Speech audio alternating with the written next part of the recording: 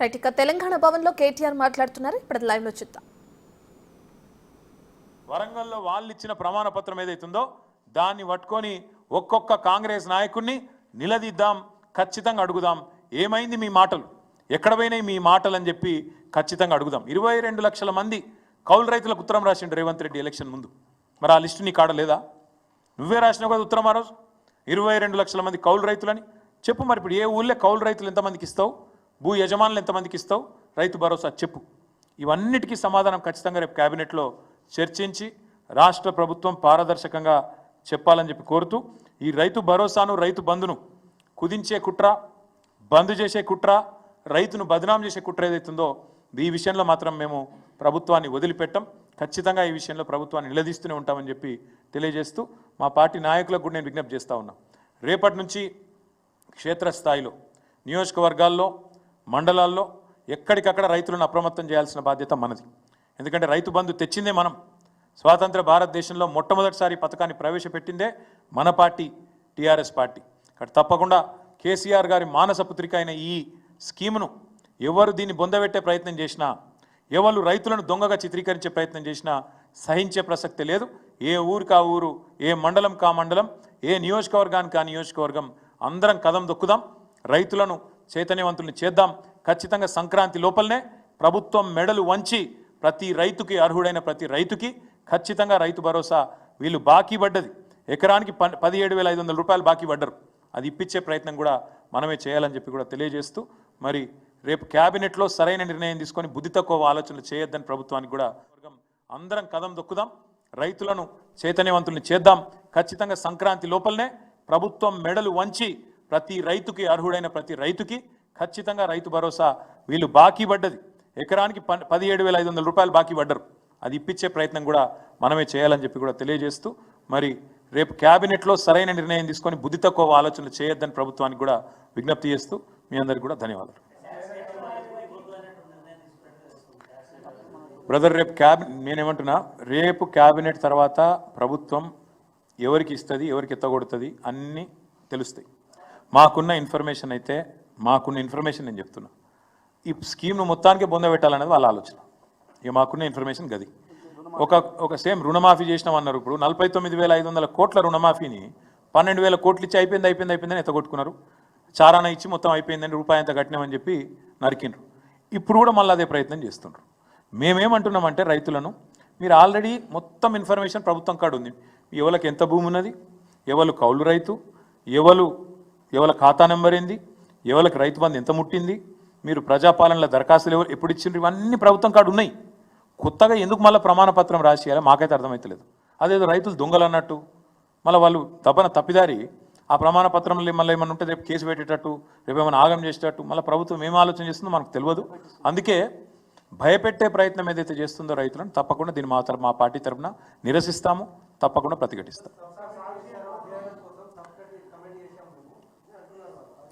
Sub committee 5 ఏళ్ల తర్వాత report ఇస్తుందని మాకున్న సమాచారం. 5 ఏళ్ళు అయిపోయినాక, వీళ్ళు దిగిపోయినాక అప్పుడు ఇస్తారు రిపోర్ట్. ఏం సబ్ కమిటీ అయినా నాకు అర్థం కాదు. కొత్తగా కొండను దవ్వి ఎలుకని పడతారు ఎవడన్నా? అసలు ఏం చేసింది సబ్ కమిటీ సంవత్సరం నుంచి ఇప్పటివరకు రూపాయి రైతు భరోసా అయ్యలే. మేము పెట్టిపోయిన 7,500 కోట్లు తర్వాత వీళ్ళు ఒక్కసారి ఇచ్చిండ్రు. ఒక సంవత్సరం మొత్తంలో ₹1 ఇచ్చిందా ఈ ప్రభుత్వం? ఆ రోజు మేము పెట్టిపోయిన పైసలు వీళ్ళు వచ్చినాక వంచిండ్రు తప్ప, అది కూడా దిక్కులేక 3-4 నెలలు వంచిరు. అది కూడా అందరికీ ఇయ్యలే.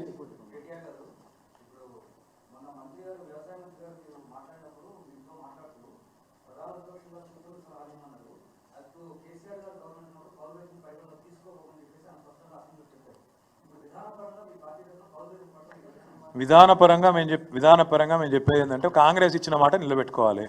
కాంగ్రెస్ ఆ రోజు ఏం చెప్పింది? 22 లక్షల మంది కౌలు రైతులు ఉన్నారు, వాళ్లకు ఖచ్చితంగా ఇస్తాము అని కాంగ్రెస్ చెప్పింది.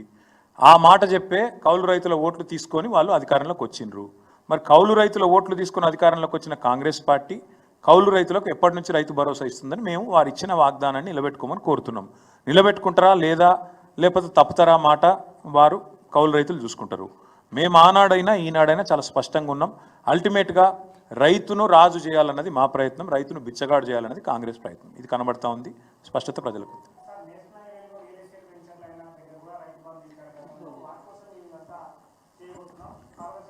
ప్రభుత్వాన్ని నేను స్పష్టంగా ఈ వేదిక ద్వారా అడుగుతున్నా. నేను రైతుల పక్షాన్ని అడుగుతున్నా, మా పార్టీ పక్షాన్ని అడుగుతున్నా. ప్రభుత్వానికి చిత్తశుద్ధి ఉంటే, ప్రభుత్వానికి దమ్ము ఉంటే గ్రామాన లెక్కబెట్టు. 80,000 కోట్ల రూపాయలు ఇప్పటి వరకు ఏవైతే రైతు బంధుకి ఇచ్చినామో ఏ ఊర్లో ఏ రైతుకు ఎంత పోయింది పెట్టు. నిజంగా రియల్ ఎస్టేట్ ఎక్కడ జరిగింది, ఎక్కడ పైసలు పోయినాయి? నేను అనేది ఒకటే బ్రదర్, ఇవన్నీ పచ్చి జూటా మాటలు, దొంగ మాటలు. నేను అడిగిన అధికారులను ఎక్కడ పోయినా 22,000 కోట్లు మీరు మరీ కథ చేస్తుంటే వాళ్ళు ఏమన్నారు తెలుసా? సార్ ఏం లేదు, మేము లెక్క ఏం తీసుకున్నామంటే సాగు చేసిన వాళ్ళు వానకాలం దాదాపు 1,50,00,000 ఎకరాలు సాగు అవుతుంది. నార్మల్గానే యాసంగికి వచ్చే వరకు దాదాపు 60% 50% అవుతుంది. వాళ్ళు ఏమంటారు, ఆ మిగతా 40% అవుతుంది. ఇప్పుడు పత్తి రైతులు రెండో పంట వేయలేడు కదా. అదేవిధంగా నేను ఇంకొక మాట చెప్పడం మర్చిపోయినా, ఇప్పుడు పామాయిల్ తోటలు ఉన్నాయి రాష్ట్రంలో, మనమే బాగా ప్రోత్సహించినాం పామాయిల్. మరి వాళ్ళని కూడా ఈ లెక్కలనే తీసుకున్నారు. అట్లే మామిడి తోటలు, ఇప్పుడు మా నల్గొండ జిల్లాలో బత్తాయి తోటలు ఉంటాయి. ఆ రైతులందరిని ఒకటే ఘటన కడుతున్నారు వీళ్ళు. నిమ్మ, బత్తాయి, మామిడి, దానిమ్మ ఒకటి కాదు, హార్టికల్చర్ పంటలన్నింటినీ కూడా వీళ్ళు లెక్కేంది. దానికి రెండింటికి ఎట్లు ఇస్తారు మీరు? ఒకటే పంటకి ఇవ్వాలి కదా. పత్తి రైతుకు ఒకటేసారి ఇవ్వాలి కదా, సాగు ఒకటేసారి చేసిండు కదా. కంది రైతు ఒకటేసారి చేసిండు కదా. మిర్చి రైతు ఒకటే పంట పండించిండు కదా సంవత్సరంలో. నాలుగోది చెరుకు రైతు ఒకటే పంట పండించిండు కదా. పోడు రైతులు ఒకటే పంట పండించారు కదా. యాసంగిలో 50-60 లక్షల ఎకరాలు తగ్గింది కదా. అదంతా కూడా ఇళ్ళకు నొక్కుతున్నారు వీళ్ళు. అంటే ఎంత లంగలో దీన్ని బట్టి మీరు అర్థం చేసుకోవచ్చు. వీళ్ళు వాళ్ళ యొక్క నిజాయితీ, వాళ్ళ యొక్క బుద్ధి ఎంత వక్రంగా ఉన్నదో దీన్ని బట్టి మనం అర్థం చేసుకోవచ్చు.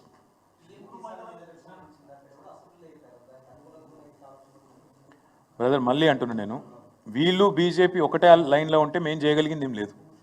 పిఎం కిసాన్ అనేది రైతు బంధులో కేవలం 40% మందికి వస్తుంది. రైతు బంధు 70 లక్షల ఎకరాలకు 70 లక్షల మంది రైతులకు వస్తుంటే పిఎం కిసాన్ కేవలం అందులో 25% మందికి మాత్రమే వస్తుంది. మరి వీళ్ళ ఉద్దేశం గదేనా? 75% మందిని కోసేస్తారా? కాబట్టి ఇవన్నీ ఉన్నాయి బ్రదర్, ఇవన్నీ తెలుస్తాయి. రేపా ఎల్లుండా వాళ్ళు ఎప్పుడెప్పుడు ఏం బయట పెడతారో మరి క్యాబినెట్ తర్వాత చూస్తాం. చూసిన తర్వాత మా కార్యాచరణ కూడా ప్రకటిస్తాం.